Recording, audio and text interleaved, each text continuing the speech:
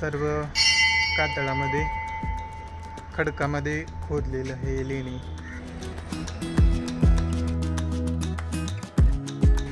खूप छान नक्षीकाम आहे. ते पुण्यामध्ये जर शनिवारवाडा वगैरे अशी ठिकाणं तुम्ही बघत असाल तर हे देखील तुम्ही इन्क्लूड करू शकता.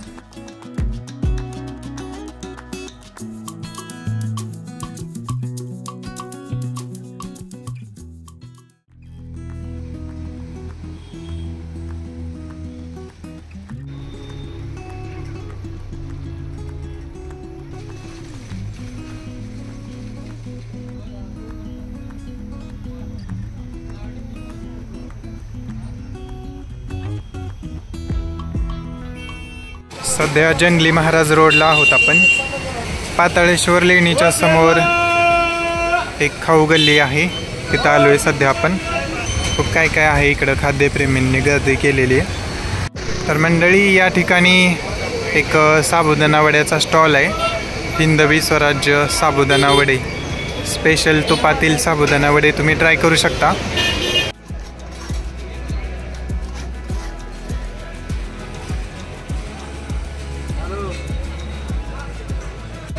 मस्तपैकी उन्हाळा, आता हिवाळा जरी असला तरी ऊन खूप पडायला लागले, त्याच्यामुळं ज्यूसच जास्त रिफ्रेशिंग वाटतो फिरत असताना. कसं आहे सुमित? चांगलं आहे. तर मग आता आपण इकडं वडापाव खायला चाललो आहे, जोशी वडेवाल्याकडे. हां, तर चला मग बघू कसं आहे, टेस्ट कशी तुझी. ओके. हे बघा, ट्रॅफिक बघू शकता तुम्ही. हा रोजचाच विषय आहे पुण्यामध्ये. तर एवढ्या बाईक झालेत आणि एवढ्या कार झालेत. एका कारमध्ये 1-2 व्यक्तीच असतात, पण तेवढ्यासाठी किती ट्रॅफिक होतं. हे बसमध्ये गर्दी असते, मान्य आहे, पण एक बस सोडून दुसऱ्या बसमध्ये गेली तर कदाचित कमी गर्दी पाहायला मिळू शकेल तुम्हाला. पण प्रत्येकजण बाईक आणि कारनेच बाहेर पडलं तर अशा प्रकारे किती ट्रॅफिक होतं. हे आहे बालगंधर्व रंगमंदिर आहे. इकडे खूप नाटकं आणि कार्यक्रम होत असतात.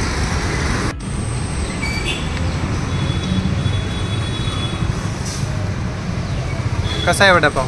मस्त आहे. चवीला बाकीचे वडापावशी तुलना केली तर साधं आपलं बाहेर खात होते. नॉर्मलच आहे, जास्त काय नाही. बरं आहे तसा. म्हणजे बाकीचे जे बाहेर खातो वडापाव त्याच्यात आणि याच्यात जास्त काही डिफरन्स नाही, साधारण आहे टेस्ट. Honest review.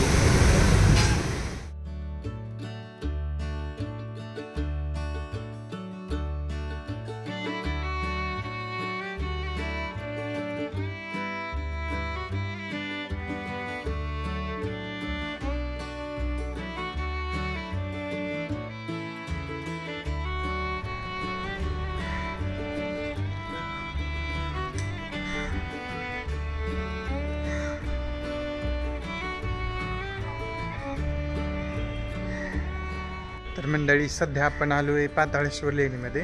पुण्यातल्या जंगली महाराज रोडवरती हे लेणी आहेत आणि आल्याबरोबर अशा प्रकारे सर्व कातळामध्ये खडकामध्ये खोदलेलं हे लेणी पाहायला भेटतात तुम्हाला. सभोवताली अशी फुलांची छान छान झाडं आहेत. दुसरी देखील समोर झाडं आहेत, जिथं तुम्ही थोडा वेळ बसू शकता, वेळ घालवू शकता इकडं. आणि असा एक मंडप आहे, दगडी मंडप, आणि त्याच्या मधोमध एक नंदीचं शिल्प देखील आहे. ही रचना बघितल्यावर आपल्याला असं समजतंय की पूर्णपणे खोदून आणि नंतर आतमध्ये कोरून ह्या अशा गुहा बनवलेत आणि खूप मोठा आहे आतमध्ये. आपण बघूयाच.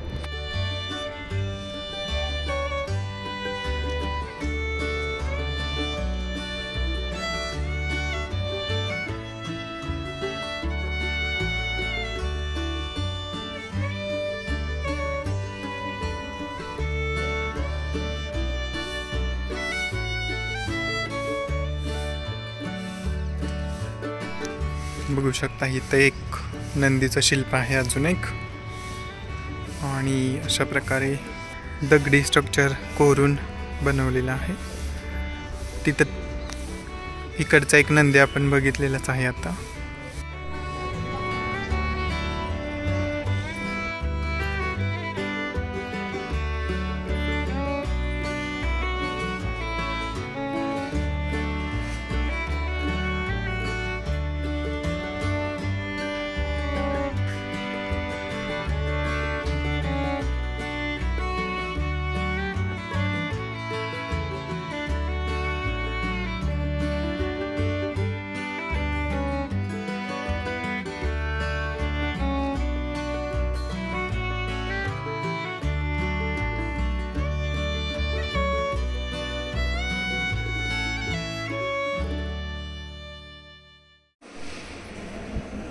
बघू शकता इकडं खूप आतमध्ये गुहा खोदलेल्या आहेत. इथं लाईट लावल्यामुळं प्रकाश दिसतोय, नाहीतर प्रकाश पण पोचला नसता इथपर्यंत.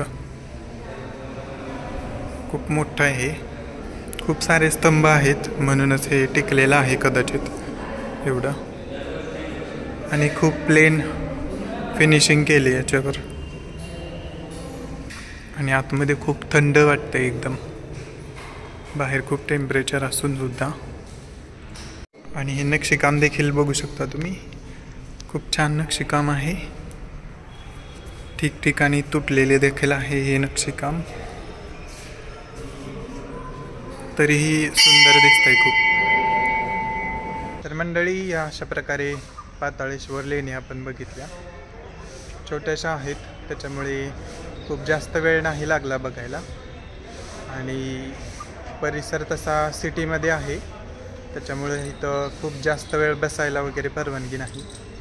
बाकी बाहेर झाडे वगैरे आहेत, तिकडं तुम्ही बसू शकता आरामात थोडा वेळ. आणि कशा वाटलं एकंदरीत सुमित?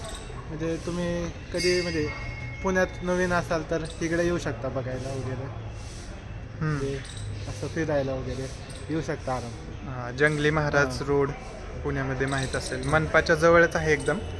आम्ही देखील आज पब्लिक ट्रान्सपोर्ट PMT बसने चालू आहे. आणि मनपा बस स्टॉप आहे, तिथून 10-15 मिनटाच्या अंतरावर चालत आपण पोहोचू शकतो इकडं.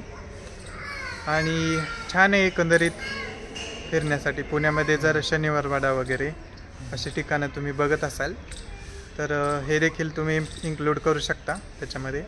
छान आहे छोटंसं, आणि खूप असं हिस्टॉरिक वाटतं बघून. स्ट्रक्चर वगैरे पूर्णपणे असं कातळामध्ये खोदलेलं आहे, छान वाटेल तुम्हाला.